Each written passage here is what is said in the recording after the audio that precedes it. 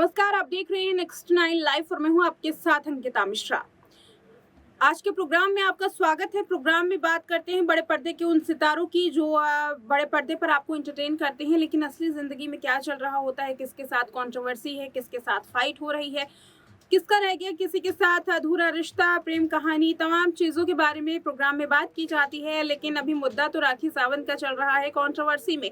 बॉलीवुड में जो सबसे तगड़ी कंट्रोवर्सी इस बार हुई है वो राखी सावंत की, क्योंकि राखी सावंत बुरी तरीके से फंस चुकी हैं। राखी सावंत के खिलाफ आदिल खान दुरानी है, राखी के खिलाफ अब शर्लिन चोपड़ा है, राखी के खिलाफ उनकी दोस्त राष्ट्रीय है। तीनों बहुत ही खास थे, तीनों के साथ रिश्ता टूटा, उर्फी जावेद के साथ रिश्ता टूटा और राखी सावंत अब इस पड़ाव पर आ चुकी हैं कि उनको समझ नहीं आ रहा कि आखिर किस किस से वो लड़ाई करें, किस किस से वो जीते।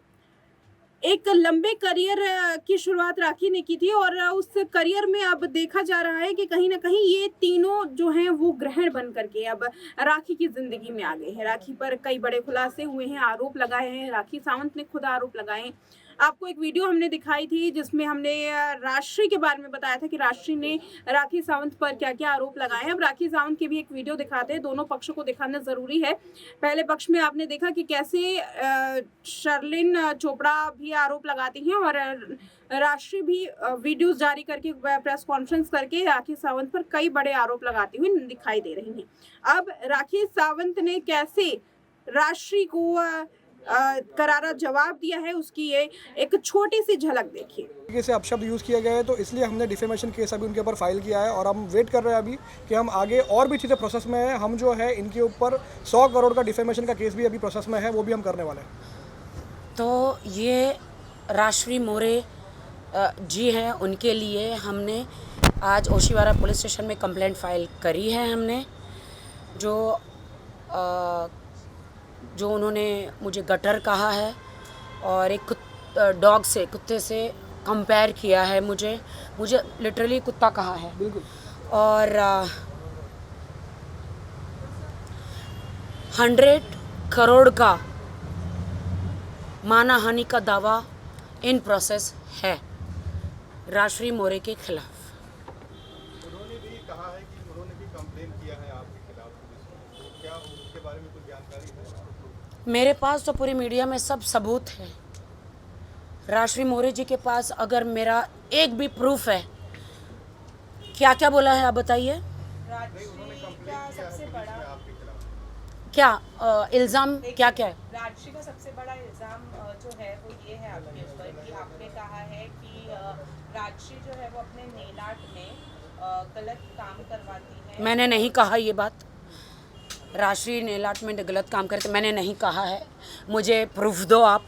और दूसरा इल्ज़ाम, उनका कहना है कि आपने उन्हें धमकी दी। मैंने कोई धमकी नहीं दी है, मुझे प्रूफ दो। तीसरा, उन्होंने कहा है कि उनके जितने भी नेल आर्ट वगैरह हैं, उनके जितने भी शॉप्स हैं वो आप चलाती हैं और आप ओनर हूँ। हाँ। मैंने ऐसा बिल्कुल किसी को नहीं बोला। मुझे प्रूफ दीजिए। मुझे कोई प्रूफ तो होगा ना। उन्होंने एक एनसी लिखाई है, कोई तो प्रूफ होगा। मुझे आप लोग मीडिया वालों से ही मैं मांगूंगी या पुलिस स्टेशन से मांगूंगी कि अगर मैंने कुछ बोला है मैसेज द्वारा या फ़ोन में या पर्सनली, तो मुझे आप प्रूफ दीजिए। मैं प्रूफ मांगती हूँ। बगैर प्रूफ के तो कोई मतलब ही नहीं है बात का। आपको प्रूफ दिया उन्होंने? क्या मीडिया को प्रूफ दिया? जो इन्होंने मीडिया ट्रायल किया है आज, क्या उन्होंने मीडिया को प्रूफ दिया है? देखिए, मैं एक चीज़ इसमें बोलना चाहूँगा, सॉरी टू होल्ड। आप अगर वो इंटरव्यू देखोगे राजश्री का, तो राजश्री ने जो बैकग्राउंड में जो बैनर रखा हुआ है, वो बैनर उनके नेल आर्ट का बैनर है। वो बैनर के बैकग्राउंड में वो जो इंटरव्यूज देना चाह रही है वो एक्चुअली पब्लिसिटी स्टंट है। क्योंकि तो वो मैं एक यही तरीके से कहना चाहती हूँ कि राष्ट्रीय जी, आपने मेरे ऊपर जो आरोप लगाए हैं, प्रेस कॉन्फ्रेंस ली है, वो तो है ही है, लेकिन आप अपना नेल्स का जो स्टूडियो है वो लॉन्च कर रही थी, प्रमोशन कर रही थी। कौन होगा जो मुझ पे इतने एलिगेशन लगाया है और अपना नेल स्टूडियो का क्या बोलते वो बैनर वहाँ पे लगाया है ना। हम तो यहाँ अभी आज रेस्टोरेंट में बैठे हैं और ये तो रेस्टोरेंट का है, ये मेरा नहीं है। मेरा रेस्टोरेंट ये नहीं है। ये रेस्टोरेंट का यहाँ पे हमने उनसे इजाज़त लेकर इधर बैठे हैं, ये मेरा नहीं है। राजश्री ने अपना पब्लिसिटी स्टंट किया है और उन्होंने अपने जो नेल स्पा है, जो भी नेल स्टूडियो है, उन्होंने उसको मतलब अपना बैनर पीछे लगाया है। अब मैं आपको बता देती हूँ, मैंने राजश्री को बोला, जब हमारा दुबई में सब लफड़े झगड़े हो गए, फिर भी यहाँ पे आके मैं पैचअप नहीं करना चाहती थी। फिरोज़ और फाल्गुनी जी ने बोला आप लोग दोस्त हो 8 साल के, पैचअप कर लो, जाने दो, तो वो रेडी हुई थी। आज उन्होंने मीडिया में कहा है कि मुझे पता नहीं था, उनको पूरा पता था कि मीडिया आके आज मीडिया में दोनों का पैचअप होने वाला है, क्योंकि आसपास के दोस्तों में झगड़ा होता है, दोस्तों में तू मैं भी होता है, तो जो दूसरे होते हैं दोस्त वो पैचअप कराते हैं। तो पैचअप हम लोगों ने कर लिया और उन्होंने कहा है कि मैंने 3 महीने से राखी से बात नहीं करी है। अभी 4 दिन पहले ही मैं नेल स्पा में जाके नेल्स कराई हूँ, बाल वॉश कराई हूँ। और पासपोर्ट की बात जो है, मेरे घर में राजश्री का आना जाना काफ़ी रहता है। कभी टिफ़िन लेकर आती है, कभी मिलने आती है, क्योंकि वो मेरी बहन जैसी है, माँ जैसी है। बहुत मेरा बुरे वक्त में उसने ख्याल रखा है, ये मैं नहीं भूल सकती। मेरा गोल्डन पर्स में से पासपोर्ट चोरी हो गया। जब आदिल जेल से बाहर आए, आदिल ने कहा मेरा पासपोर्ट है तुम्हारी गोल्ड पर्स में। मैंने बहुत चेक किया। बड़ी बात ये है कि राखी सावंत के खिलाफ ये दोस्त तो गए ही गए, उनके पति भी गए, लेकिन जिन लोगों से राखी को सिंपैथी मिल रही थी, अगर सोशल मीडिया को आप स्क्रॉल करके देख रहे होंगे राखी का मुद्दा, तो ये साफ नजर आएगा कि ये लोग बड़ी संख्या में राखी के खिलाफ पहुंच गए हैं।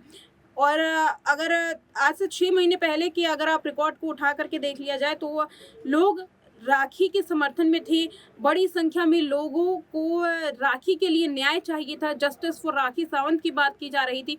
यही लोग अब आदिल खान दुर्रानी के बारे में ऐसा कर रहे हैं। तो अब राखी सावंत को ना केवल इन तीनों से लड़ना है, बल्कि अपनी फेम को वापस पाने की भी कोशिश करना है। जिस तरीके की फेम राखी सावंत अब खो चुकी हैं, वो लोगों की जो सिंपैथी थी, वो जो समर्थन था, वो खो चुकी हैं। और खुद राखी ने कई बार इसका जिक्र किया है। उन्होंने एक प्रेस कॉन्फ्रेंस के दौरान कहा था कि यही मीडिया है जिनके सामने मैंने सबूत पेश किया था, लेकिन आज उनका कोई भी नहीं है। तो राखी को भी एक बात समझनी होगी कि आप जो सबूत पेश करेंगी, वहीं सबूत टेलीविजन से लेकर के सोशल मीडिया तक चलाया जाएगा। अगर 2 पक्ष अपने सबूत पेश करते हैं तो इसमें किसी एक पक्ष की सुनना भी एक निष्पक्षता नहीं है। दोनों पक्षों के सबूतों को दिखाया जाएगा, दोनों पक्षों की दलील सुनाई जाएगी। अगर ऐसे में राखी सावंत चाहती हैं कि केवल उनके पक्ष को सुनाया जाए, उनके पक्ष को सही ठहराया जाए, तो ये भी किसी भी तरीके से सही नहीं होगा। इसीलिए राखी को भी अब संयमित होकर अपने पक्ष को, अपने सबूत को पूरे पुरजोर तरीके से सामने रखना होगा, बताना होगा कि उन्होंने जो अगर गलतियां की हैं तो कहाँ, और अगर गलतियां नहीं की हैं, अगर वो खुद शिकार हुई हैं, तो आखिर उनके पीछे कौन था। राखी को बहुत सारे सवालों के जवाब देने हैं, क्योंकि अब सवाल राखी पर ज़्यादा उठ रहे हैं आदिल खान दुर्रानी, राजश्री और शालिनी चोपड़ा के बजाय। फिलहाल इस प्रोग्राम में इतना ही। देखते रहे नेक्स्ट 9 लाइव।